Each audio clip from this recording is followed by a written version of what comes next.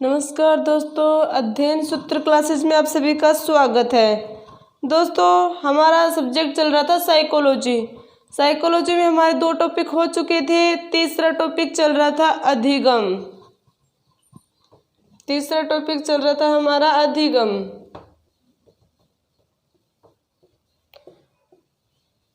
मित्रों, अधिगम में लगभग हमारा हो चुका था। अधिगम के सिद्धांत बाकी थे। आज हम पढ़ेंगे अधिगम के सिद्धांतों के बारे में। सबसे पहले जो अधिगम का जो सिद्धांत है वो है दोस्तों थॉर्नडाइक का सिद्धांत। थॉर्नडाइक कौन थे दोस्तों? थॉर्नडाइक अमेरिका के रहने वाले थे। सबसे ज़्यादा जानवरों पे अध्ययन भी थॉर्नडाइक ने ही किया था। थॉर्नडाइक को शिक्षा मनोविज्ञान का जनक भी माना गया है। और ये जो अध्ययन किया था थॉर्नडाइक ने, ये किया था 1913 में। अमेरिका में 1913 में थॉर्नडाइक ने ये सिद्धांत दिया था।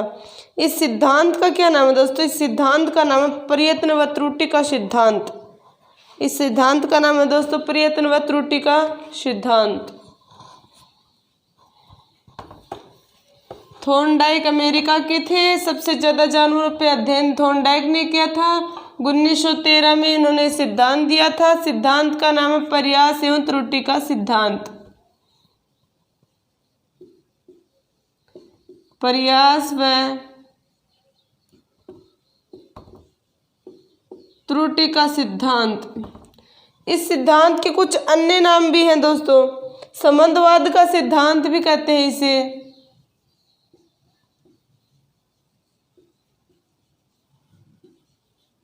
संबंधवाद का सिद्धांत भी कहते हैं। एस.आर. थ्योरी भी कहते हैं। एस.आर. थ्योरी।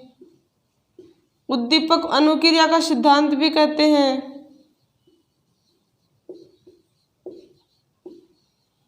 उद्दीपक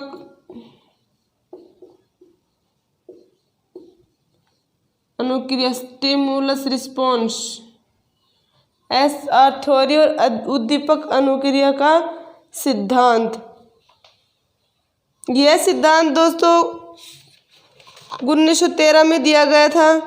आवृत्ति का सिद्धांत और योजना का सिद्धांत, ये 2 नाम भी हैं इसके, योजनावाद का सिद्धांत और आवृत्ति का सिद्धांत। योजनावाद का सिद्धांत और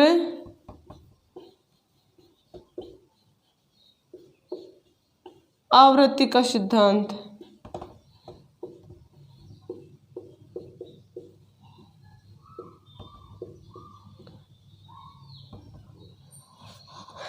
प्रयास व त्रुटि का सिद्धांत, संबंधवाद का सिद्धांत, एस.आर. थ्योरी, उद्दीपक अनुक्रिया, योजनावाद और आवृत्ति का सिद्धांत।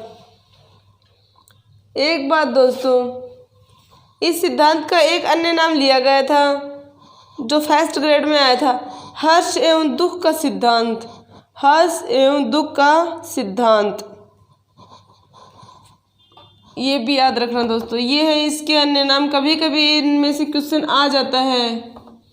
कभी कभी प्रयास और त्रुटि का सिद्धांत न देके संबंधवाद के सिद्धांत का जनक कौन है, इसका प्रतिपादन किसने किया था, तो वह आप भूल जाओ, क्योंकि आपने तो पढ़ा है सिर्फ प्रयास और त्रुटि। तो ये अन्य नाम भी जानना आपके लिए जरूरी है। 1898 में थॉर्नडाइक की एक पुस्तक थी एनिमल इंटेलिजेंस। उसमें इस भूखी बिल्ली का प्रयोग किया गया था उस बुक में। तो दोस्तों देखो, थॉर्नडाइक ने किस पे प्रयोग किया था? ये दोस्तों पजल बॉक्स। Puzzle box. ये बैठी है भूखी बिल्ली, इसके सामने ये रख दिया मछली के मांस का टुकड़ा। तो दोस्तों देखो, ये जो बिल्ली है, सबसे पहली बात ये भूखी है, भूखी। इसके सामने ये जो क्या रखा, उद्दीपक खाना। तो इसकी आवश्यकता क्या है? भोजन। चालक क्या है? भूख। क्या करेगी ये इसके प्रति? अनुक्रिया, उछल कूद करेगी ये। हमने विप्रेरणा में पढ़ा था, विप्रेरणा चक्कर में आवश्यकता, चालक, लक्ष्य, तो ये वही है। ये इसके प्रति अनुक्रिया करेगी, ये उछल कूद करेगी। एक बार अचानक से इस लीवर पे इसका पैर रखा जाएगा और ये लीवर ये खुल जाएगा, ये बाहर जाके मछली के टुकड़े को प्राप्त कर लेगी, यानी उद्दीपक को प्राप्त कर लेगी। यह जो प्रक्रिया थी दोस्तों, ये 10 दिन तक चली थी। थॉर्नडाइक ने 10 दिन तक इस पे प्रयोग किया था। सबसे पहली बार किया तो उसमें लगभग 4 से 5 घंटे लगे, फिर 3 घंटे, फिर 2 घंटे, फिर 1 घंटा, फिर कुछ मिनट, फिर कुछ सेकंड। एक टाइम ऐसा आया जिसमें इस बिल्ली ने बिना उछल कूद किए हुए इस पे पैर रख दिए सीधा, और ये जाके यहाँ से इसने प्राप्त कर लिया। इसमें 2 बातें जरूरी होनी चाहिए दोस्तों। देख, सबसे पहले ये जो बिल्ली है ये भूखी होनी चाहिए। ये नहीं कि ये भूखी नहीं है, इसके सामने उद्दीपक रख दिया तो ये अनुक्रिया नहीं करेगी, ये इसे प्राप्त करने के लिए उछल कूद नहीं करेगी। दूसरी बात, ये भूखी है, अगर इससे आपको क्रिया करवानी है तो इसके सामने उद्दीपक रखना होगा। इससे क्या समझे दोस्तों, अगर बालक को सिखाना है कुछ तो उसके सामने कुछ ऐसा उद्दीपक रखना होगा कि आप ऐसा करोगे तो आपको ये मिलेगा। अगर आप अच्छे मार्क्स लाओगे तो आपको स्कूटी मिलेगी। ऐसे उसके सामने कुछ उद्दीपक है, उसे कुछ प्रोत्साहन देकर अभिप्रेरित करके उसे सिखाया जा सकता है। ये था भूखी बिल्ली पे प्रयोग। थॉर्नडाइक ने भूखी बिल्ली पे 1913 में प्रयोग किया था। अमेरिका के रहने वाले थे। सबसे ज़्यादा जानवरों पे प्रयोग इसी ने किया था। शिक्षा मनोविज्ञान का जनक थॉर्नडाइक को ही माना जाता है। इसके और अन्य उपनाम है जो मैंने आपको बता दिए। अब इनके चरण देखो, चरण, इसका चरण, चरण क्या, सबसे पहले क्या करती है ये? प्रयास। फिर क्या मिलती है इसको? असफलता। फिर पुनः प्रयास।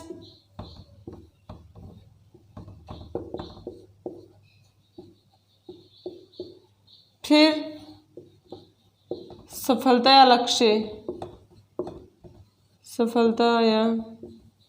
थॉर्नडाइक ने क्या कहा? थॉर्नडाइक ने कहा है कि अगर बालक से कुछ काम करवाना है, उसे पढ़ाना है या फिर उससे कुछ क्रियाएं करवानी है तो उसके सामने उद्दीपक होना जरूरी है। बिना उद्दीपक के वह ये नहीं करेगा। इसमें 2-3 जो मनोवैज्ञानिक थे उन्होंने अपने अपने विचार दिए थे। सबसे पहले क्रो एंड क्रो ने क्या कहा है इस सिद्धांत के बारे में? क्रो एंड क्रो ने कहा है,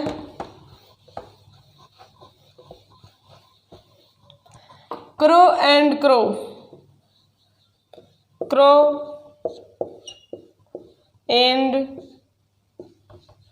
करो, करो एंड करो ने क्या कहा है कि ये जो सिद्धांत है ये गणित, विज्ञान और समाजशास्त्र जैसे गंभीर चिंतन वाले विषय को सीखने में ये सिद्धांत उपयोगी है। कौन कौन से विषय बताए करो एंड करो ने? गणित, विज्ञान और समाजशास्त्र।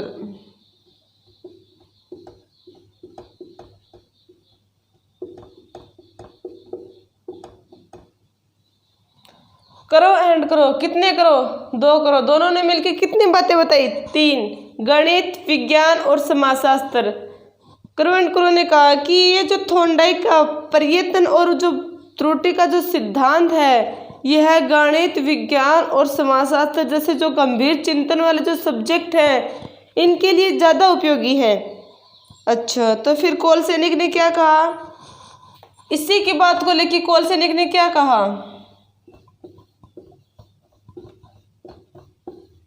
ये क्वेश्चन आते हैं दोस्तों।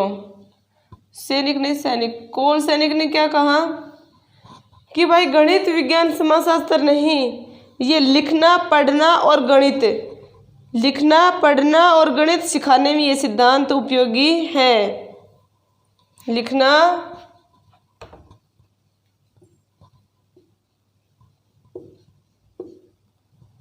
पढ़ना और गणित में उपयोगी है, ये गणित सिखाने में। क्रो एंड क्रो ने कहा गणित विज्ञान और समाजशास्त्र के लिए उपयोगी है, और कोलसेनिक ने क्या कहा, नहीं गणित विज्ञान समाजशास्त्र नहीं, लिखना पढ़ना और गणित के लिए ये सिद्धांत उपयोगी है। एक मनोवैज्ञानिक और है जिनका नाम है गैरिसन।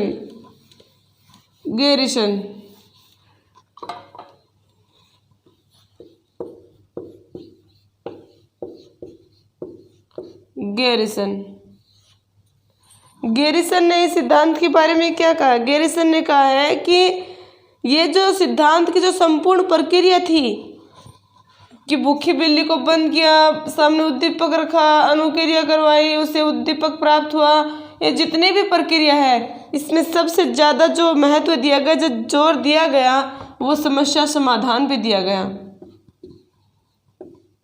समस्या समाधान पे।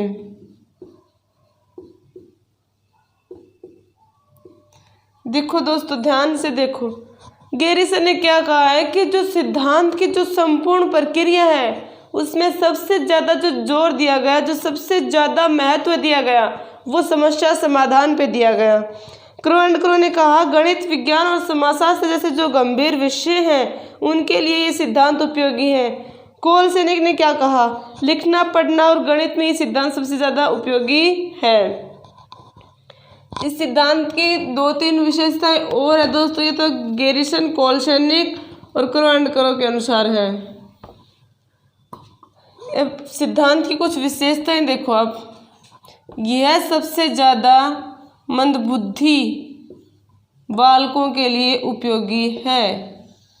मंदबुद्धि बालकों के लिए यह क्वेश्चन आया हुआ है दोस्तों कि मंदबुद्धि बालकों के लिए कौन सा सिद्धांत उपयोगी है, क्लासिकल थ्योरी, आरएस थ्योरी या एसआर थ्योरी। तो वो कौन सा दोस्तों, एसआर थ्योरी, स्टिमुलस रिस्पॉन्स। दूसरी इसकी क्या विशेषता है दोस्तों, बालकों में परिश्रम के प्रति आशा का संचार करता है। परिश्रम के प्रति क्या करता है दोस्तों, आशा का संचार। परिश्रम के प्रति क्या करता है दोस्तों, आशा का संचार करता है। बालकों में धैर्य रखता है, ये धैर्य और परिश्रम के गुणों का विकास करता है। धैर्य व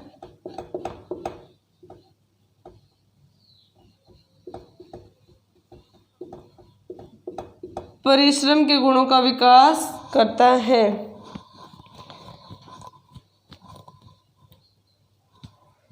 अब इस सिद्धांत की कुछ दोष है दोस्तों। इसके जो नियम थे थॉर्नडाइक के, वो मैंने आपको बता दिए। जो 8 नियम थे थॉर्नडाइक ने सीखने के 8 नियम बताए, जिसमें 3 मुख्य नियम थे, तत्परता का नियम, अभ्यास का नियम और परिणाम का नियम। ये मैंने आपको बता दिया। इसमें दोष क्या क्या है,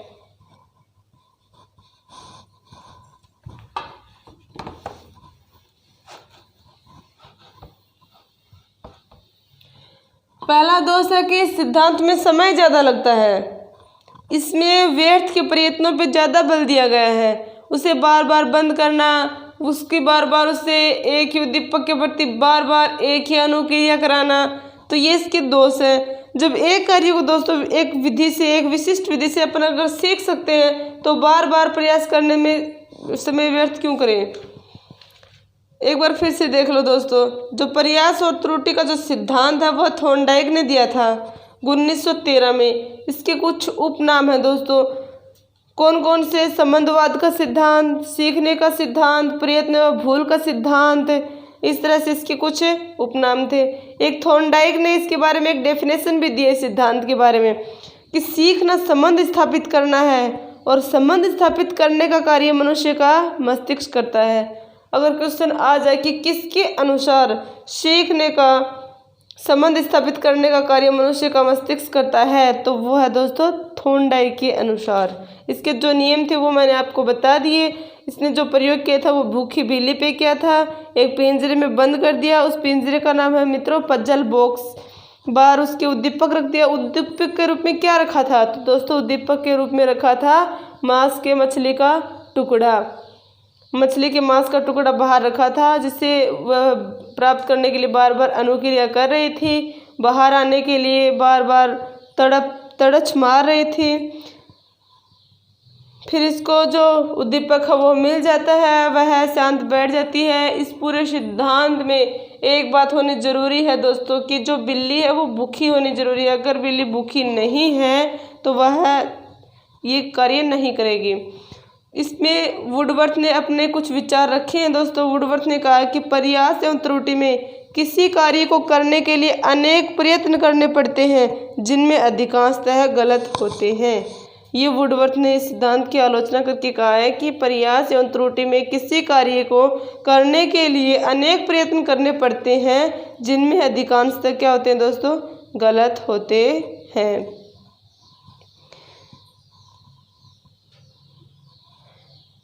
अगर आ जाए कि बालक का जूते पहनना और चम्मच से खाना खाना कौन से सिद्धांत पे आधारित है, किसके समान माना गया है, तो बालक का जूते पहनना, चम्मच से खाना खाना बिल्ली के समान माना गया है थॉर्नडाइक के अनुसार। वयस्क लोगों का ड्राइविंग करना, टेनिस करना, क्रिकेट आदि खेलना, टाई की गांठ बांधना भी इस सिद्धांत के अनुसार ही सीखते हैं। ये तो था दोस्तों हमारा थॉर्नडाइक का सिद्धांत।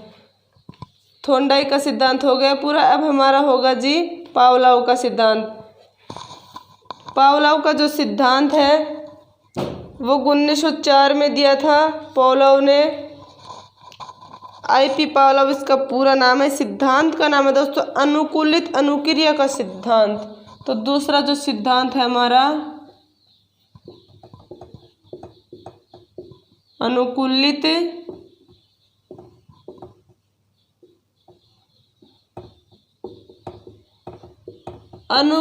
अनुक्रिया का सिद्धांत। सबसे पहले हम इस सिद्धांत के उपनाम देखेंगे। तो इसका एक नाम है दोस्तों परंपरागत सिद्धांत या प्राचीन अनुबंध सिद्धांत। परंपरागत बोल दो या प्राचीन बोल दो, प्राचीन अनुबंध सिद्धांत, अनुबंधन सिद्धांत। एक है शास्त्रीय अनुबंधन सिद्धांत।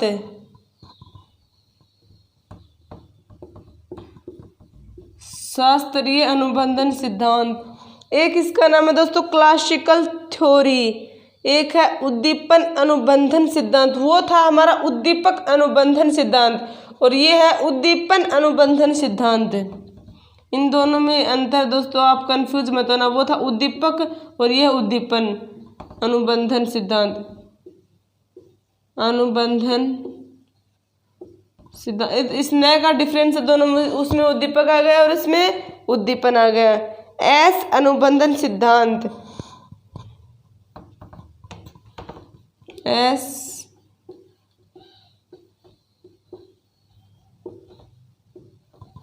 एस अनुबंधन सिद्धांत। यह सिद्धांत दोस्तों दिया था IP पावलोव ने 1904 में। 1904 में उनको नोबेल पुरस्कार से भी सम्मानित किया गया था। उसने क्या किया था ऐसे, उसने लार ग्रंथि पे अध्ययन किया था। उस ग्रंथि का नाम क्या था दोस्तों, पेरोटिड ग्रंथि। क्यों कुत्ते की थी वो, जो पेरोटिड ग्रंथि थी वो कुत्ते की थी। उस पे उसने 1904 में अध्ययन किया था, जिससे नोबेल पुरस्कार से फिर उसको सम्मानित किया गया था। 1904 में IP पावलोव को सम्मानित किया गया था पेरोटिड ग्रंथि पे उन्होंने अध्ययन किया था जो कुत्ते की थी। इसका जो अध्ययन है वह कुत्ते पे है और इसी सिद्धांत के आधार पे वॉटसन ने भी अपने एक बालक अल्बर्ट जो 11 महीने का था, इसी सिद्धांत को ध्यान में रखते हुए उन्होंने भी इस पे अध्ययन किया था। दोस्तों इस सिद्धांत में कौन कौन सी बातों पे सबसे ज़्यादा महत्व दिया गया है, तो दोस्तों देखो इस सिद्धांत में सबसे ज़्यादा महत्व दिया गया है स्वाभाविक और अस्वाभाविक क्रियाओं पे। कौन कौन सी पे, स्वाभाविक और अस्वाभाविक क्रियाओं पे। यह नियम सबसे पहले, यह नियम आधारित किस पे है, तो दोस्तों यह नियम साहचर्य नियम पर आधारित है। किस पे आधारित है दोस्तों ये नियम? साहचर्य नियम पे आधारित है। और जो साहचर्य नियम है वह किसका था? साहचर्य नियम दोस्तों था थॉर्नडाइक का। साहचर्य नियम किसका था दोस्तों? थॉर्नडाइक का। अब हम देखेंगे कि जो आई.पी. पावलोव है उन्होंने कुत्ते पे कैसे अध्ययन किया था। आई.पी. पावलोव, इसका एक नाम और है दोस्तों संबंध प्रतिक्रिया का सिद्धांत। संबंध प्रतिक्रिया का सिद्धांत।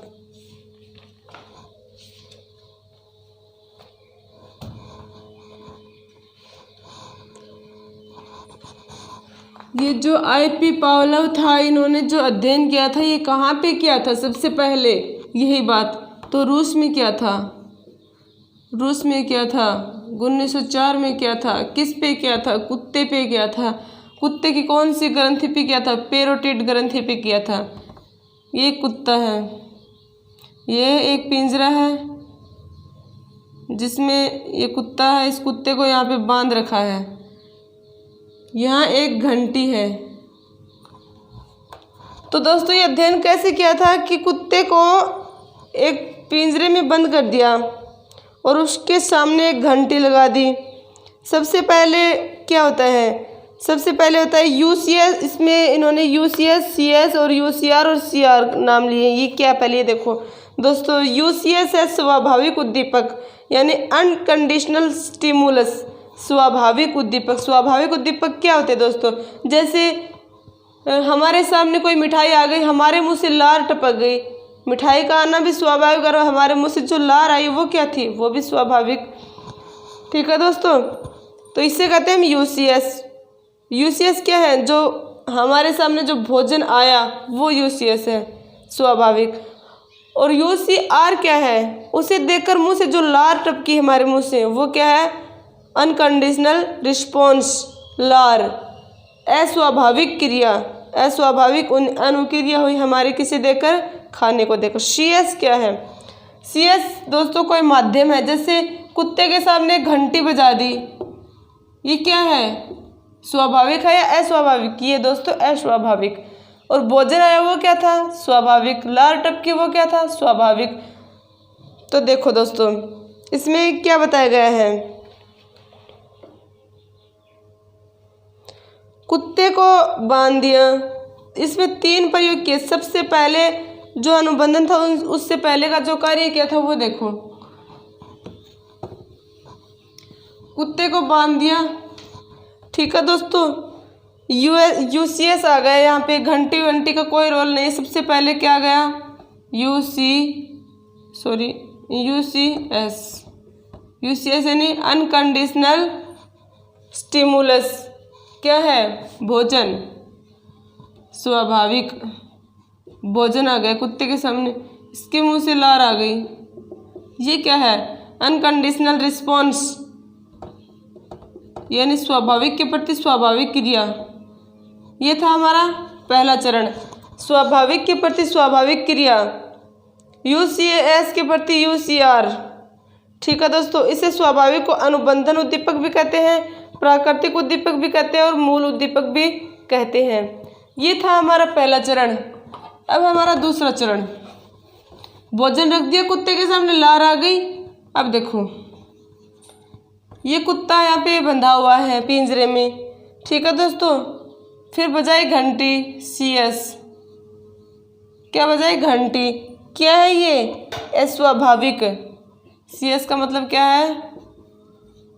अस्वाभाविक। घंटी बजते ही भोजन आ गया।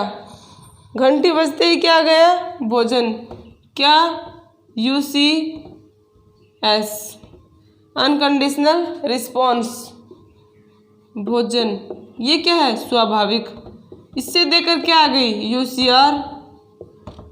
ये यूसीआर यूसीएस में क्यों बता रही हूँ? आपको सीधा भी बता सकती हूँ, स्वाभाविक और अस्वाभाविक, लेकिन क्वेश्चन में ऐसे ही मिलता है। पिछली रीट में ऐसे ही आया था, सीएस, यूसीएस, यूसीआर। जिनको नहीं पता था वो नहीं समझ पाए।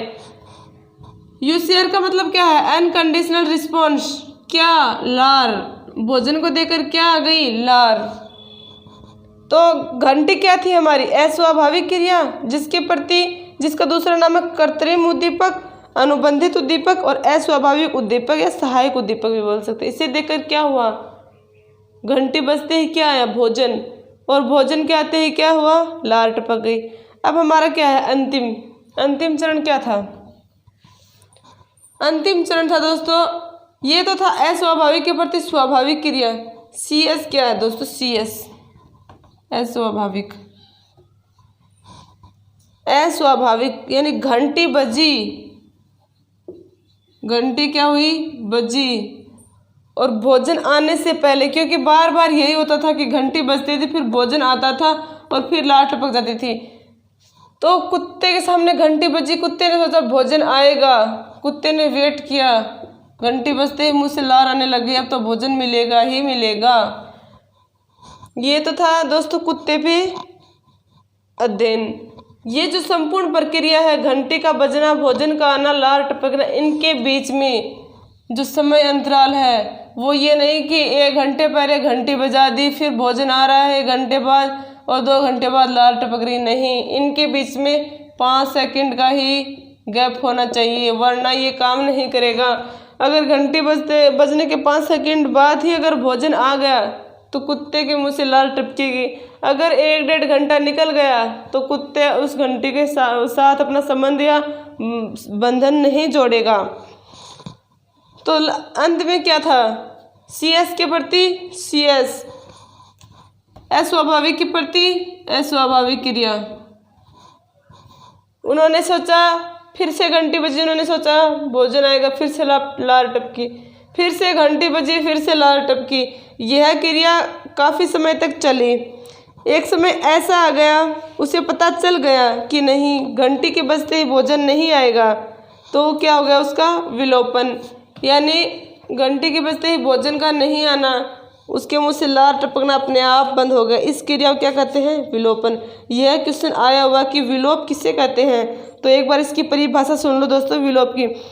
विलोप की परिभाषा दोस्तों कि अनुबंधन स्थापित होने के बाद यदि बार बार मात्र अनुबंधित उद्दीपक की उपस्थिति किए जाने पर अनुबंधित अनुक्रिया का बंद हो जाना विलोपन कहलाता है दोस्तों।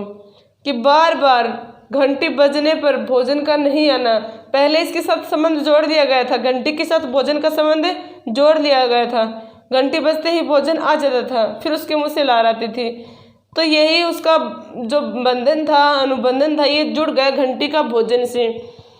लेकिन बार बार यह कार्य करने पर भी, घंटी बजने पर भोजन नहीं आना, तो क्या हो जाता दोस्तों? विलोपन। एक बात याद रखनी है, संबंध प्रतिक्रिया और संबंध सहज प्रक्रिया किससे कहते हैं दोस्तों? तो देखो, अस्वाभाविक उत्तेजक के कारण, अस्वाभाविक उत्तेजक क्या था? CS। अस्वाभाविक उत्तेजक के कारण स्वाभाविक उत्तेजक के समान हुई प्रतिक्रिया को संबंध कहते हैं। ये देखो दोस्तों, अस्वाभाविक था और ये लार क्या थी? स्वाभाविक। ये हुआ इसके साथ, अस्वाभाविक के प्रति जो स्वाभाविक अनुक्रिया हुई उससे कहते हैं दोस्तों संबंध प्रतिक्रिया, यानी घंटी का भोजन के साथ जुड़ना और भोजन का लार के साथ जुड़ना। एक समय कारक, समय कारक क्या दोस्तों? समय कारक है कि इन दोनों के, इन तीनों के मध्य जो समय अंतराल है वह ज़्यादा से ज़्यादा 5 सेकंड का होना चाहिए, अर्थात 5 सेकंड से अगर ज़्यादा हो गया तो ये बंधन नहीं जुड़ेगा। एक है दोस्तों सामान्यीकरण। सामान्यीकरण किसे कहते हैं? समान उद्दीपकों के प्रति समान अनुक्रिया करने को, या इसे हम ऐसे भी बोल सकते हैं दोस्तों कि मूल उद्दीपक से मिलते जुलते अन्य उद्दीपकों के प्रति इसी प्रकार की अनुक्रिया करना क्या कहलाता है? सामान्यीकरण। जैसे घंटी बजा दी, घंटी के बजाते ही भोजन आ गया। अगर दोस्तों घंटी की जगह है, घंटी के जैसे ही कोई अलग से आवाज़ आ गई, जैसे कुकर की सीटी की आवाज़ आ गई और अलग से आवाज़ आ गई, तो उसे सुनते ही कुत्ते ने सोचा कि घंटी बजी, आवाज़ आई तो भोजन आएगा, लार का ना। ये है दोस्तों सामान्यीकरण। एक है अनुकूलित अनुक्रिया। जो क्रिया स्वाभाविक उद्दीपक के प्रति हो रही थी वही क्रिया अस्वाभाविक उद्दीपक के प्रति होने लगी, तो इससे कहते हैं अनुकूलित अनुक्रिया। जैसे देखो, ये था अस्वाभाविक, इसके प्रति ये थी स्वाभाविक और इसके प्रति ये थी स्वाभाविक, तो अस्वाभाविक के प्रति क्या हुई? स्वाभाविक, और स्वाभाविक के प्रति स्वाभाविक। अगर अस्वाभाविक, CS क्या है फिर घंटी, अस्वाभाविक के प्रति फिर अस्वाभाविक, भोजन के बिना ही लार आ गई, घंटी की आवाज़ सुनते ही इनका जो बंधन था वो जुड़ गया, इसे कहते हैं अनुकूलित अनुक्रिया। ठीक है दोस्तों। एक है सहकालिक अनुबंधन। सहकालिक अनुबंधन का क्या अर्थ है दोस्तों कि जब अनुबंधित या अनुबंधित उद्दीपक साथ साथ प्रस्तुत किए जाते हैं तो इसे सहकालिक अनुबंधन कहते हैं। एक विभेद। विभेद का अर्थ है दोस्तों, विभेद बिल्कुल वो सामान्यकरण था उसके उल्टा है, विपरीत है। जैसे दो समान कृत्रिम उद्दीपक में जो कुछ भी भिन्नता है उसके आधार पर विभेद करना चाहिए हमें। एक है पुनरावृत्ति। बिना सोचे समझे किया गया कार्य, जो बार बार किया गया कार्य होता है बिना सोचे समझे, उससे कहते हैं हमें पुनरावृत्ति। अभ्यास, ये जो मैं आपको बता रही हूँ ये इसी टॉपिक के अंतर्गत है दोस्तों। सीधा सीधा क्वेश्चन आपसे पूछ लेते हैं, सोच समझ कर की जाने वाली प्रक्रिया को क्या कहते हैं या पुनरावृत्ति को क्या कहते हैं। इस सिद्धांत के अनुसार विभेदन क्या है, उद्दीपक क्या है। उद्दीपक क्या दोस्तों, उद्दीपक को देकर मन में होने वाली हलचल या क्रिया उद्दीपन कहलाती है।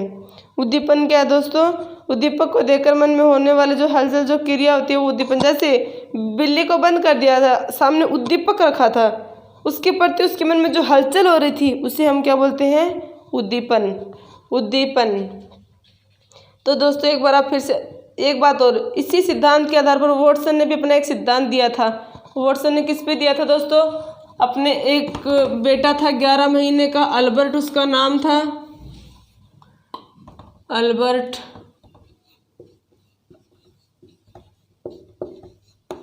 अल्बर्ट कब दिया था, 1920 में, 1920 में। और पावलोव ने कब दिया था, 1904 में। वॉटसन के अनुसार दोस्तों देखो, वॉटसन ने क्या किया, अपने एक 11 महीने के बेटे के सामने एक खरगोश रख दिया, बालों वाला खरगोश। बालक उसे खेलने लग गया। फिर उसके अंदर क्या किया, एक आवाज़, भयानक या डरावनी आवाज़ उसमें रिकॉर्ड कर दी। जैसे ही अल्बर्ट उसके पास जाता वो आवाज़ स्टार्ट हो जाती। अल्बर्ट उसे देख कर डरने लग गया। एक समय ऐसे आ गया दोस्तों कि अगर कोई खिलौना है जिसके कोमल बाल हैं, खरगोश की तरह है, और उससे आवाज़ निकले या नहीं निकले, लेकिन अल्बर्ट उन सभी चीज़ों से देखकर डरने लग गया जिसके खरगोश के समान आकृति है, गोल गोल, और उसके वैसे बाल हैं, रुई के गोल, आदि रुई के जैसे इसमें जो बाल है, उसे देखकर अल्बर्ट डरने लग गया। ये था दोस्तों पावलोव का सिद्धांत। एक बार फिर से देख लो जी, पावलोव का सिद्धांत 1904 में था। अनुकूलित अनुक्रिया सिद्धांत का नाम है। यह रूस का रहने वाला था जो पावलोव था। ये इसने कुत्ते की पेरोटिड ग्रंथि का ऑपरेशन करते हुए अपना प्रयोग सिद्ध किया था, और इस सिद्धांत के चलते ही इन्हें 1904 में नोबेल पुरस्कार से सम्मानित किया गया था। इस सिद्धांत की जो विशेषता है वो देख लो दोस्तों।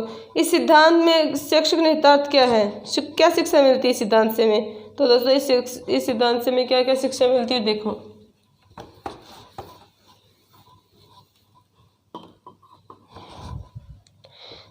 इस सिद्धांत से आदतों का निर्माण होता है, रुचियाँ, अभिवृत्ति और अभिव्यक्तियों का समुचित विकास होता है। विभिन्न प्रकरणों को सीखने में अनुचित अनुबंधित अनुक्रिया का सिद्धांत अत्यधिक महत्वपूर्ण सिद्ध हो सकता है। इस सिद्धांत के अनुसार बच्चों को कभी भी ऐसे शब्द ना कहें जिससे उसके मन में घृणा और कुंठा उत्पन्न हो जाए। यह सिद्धांत यांत्रिक यानी यंत्रों से, यांत्रिक का मतलब क्या है दोस्तों, यंत्रों से, यांत्रिक तरीके से सीखने पर बल देता है।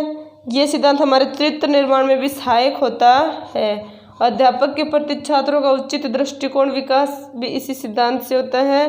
भाषाओं को सीखने में सबसे ज़्यादा इम्पोर्टेंट दोस्तों यह क्वेश्चन आया था एक बार कि भाषा को सीखने में, बालक के भाषा को सीखने में कौन सा सिद्धांत उपयोगी है, तो वो है दोस्तों IP पावलोव का भाषा के सीखने में। एक बार फिर से देख लो दोस्तों, भाषा के सीखने में डमरू पर बंदर या भालू का नाचना, हाँ ये क्वेश्चन भी आया हुआ है। डमरू पर भालू या बंदर का नाचना कौन से सिद्धांत का उदाहरण है, डमरू पर भालू या बंदर का नाचना कौन से सिद्धांत पर आधारित है दोस्तों, पावलोव के सिद्धांत पर।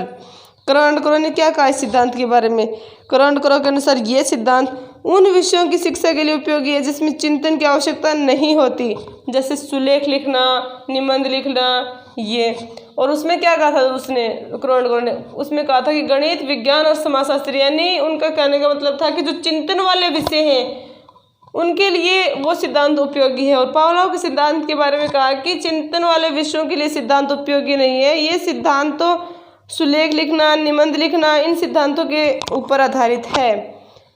इस सिद्धांत में एक बात और, तो जो शिक्षण में सर्वदर्शी सामग्री का उपयोग भी होता है ना, वो भी इसी सिद्धांत के अंतर्गत आता है। क्वेश्चन आ गया, ऐसा कौन सा सिद्धांत है जिसमें शिक्षण में सर्वदर्शी सामग्री का उपयोग भी शामिल है, तो वो है I.P. पावलोव का क्लासिकल थ्योरी सिद्धांत। ठीक है दोस्तों, एक बात और है इसमें कि अध्यापक के प्रति इस सिद्धांत में सुलेख और अक्षरों का विन्यास पर जो अभ्यास होता है, हम बालक को एक सुलेख देते थे बचपन के, सुलेख लिखो राम आम खाता है, वो जो अभ्यास करते थे वो इसी सिद्धांत पर आधारित है। ये हमारे आज दो सिद्धांत हो गए दोस्तों, थार्नडाइक का सिद्धांत और पावलोव का सिद्धांत। हमारे 3-4 सिद्धांत और बच गए जो हम नेक्स्ट क्लास में पढ़ेंगे। हो सकता है वो आपको आज शाम को ही मिल जाए वो सिद्धांत, आज नहीं मिले तो आपको कल तक मिल जाएंगे। रिटर्न में आपको आज सब कुछ मिल जाएगा। और जितने भी क्वेश्चन बनते हैं इस सिद्धांत से, उस क्वेश्चन पे मैं एक वीडियो बनाऊंगी, शायद वो आज आपको मिल जाएगी। एक एक क्वेश्चन पे थोड़ी सी आपको समझाऊंगी। इस सिद्धांत के कम से कम भी, इस टॉपिक से कम 1000 क्वेश्चन हैं, तो उन क्वेश्चनों के बारे में मैं आज आपको बता दूंगी। कल मैंने आपको बताया था कि 1 सितंबर से आपकी 2 क्लासें और स्टार्ट हो रही है। मॉर्निंग में आपका करंट अफेयर चलेगा, जो भी लेटेस्ट न्यूज है वो आपको मॉर्निंग में मिल जाएंगी। आपकी रीट अभी आने वाली है, तो दोस्तों तैयारी पे अभी से लग जाओ, क्योंकि अभी से लगोगे तभी आपका सिलेबस होगा। आप ऐसे मत सोचो कि रीट है 1 महीने 2 महीने में सिलेबस कवर हो जाएगा, नहीं, 1-2 महीने में रीट का सिलेबस कवर होने वाला नहीं है। अगर आपको अच्छे से तैयारी करनी है तो रीट के लिए 5 से 6 महीने आपके पास होने चाहिए, तब आपको कॉन्फिडेंस से ये बोल सकते हो कि रीट हमारे हाथ में है, एक सीट हमारी ही है। अगर अभी हड़बड़ाहट अभी नहीं पढ़ोगे, जब डेट आएगी तो कभी मैथ उठाओगे, कभी इंग्लिश उठाओगे, कभी संस्कृत उठाओगे, कभी साइकोलॉजी उठाओगे, हड़बड़ा जाओगे, तो ऐसी तैयारी नहीं होगी। कॉन्फिडेंस रखो दोस्तों और तैयारी करते रहो। ठीक है दोस्तों, आज हमारी 2 सिद्धांत हो गए, कल हमारा ये टॉपिक कंप्लीट हो जाएगा। शायद ये सिद्धांत मैं आपको सारे आज भी करवा सकती थी, लेकिन एक साथ आपको समझ में नहीं आएंगे। ये 2 सिद्धांत मैंने आज पहले इसलिए बताए क्योंकि सबसे ज़्यादा क्वेश्चन इन्हीं 2 सिद्धांतों से आते हैं। एक बार आप फिर से देख लेना, अपनी बुक से देख लेना, कहीं से भी सिद्धांतों के बारे में थोड़ा पढ़ लेना। जो जो क्वेश्चन बनते हैं इस सिद्धांत से, जिस टाइप से बनते हैं वो मैं आपको बता दूंगी। ठीक है दोस्तों, आज के लिए इतना ही काफ़ी है। धन्यवाद।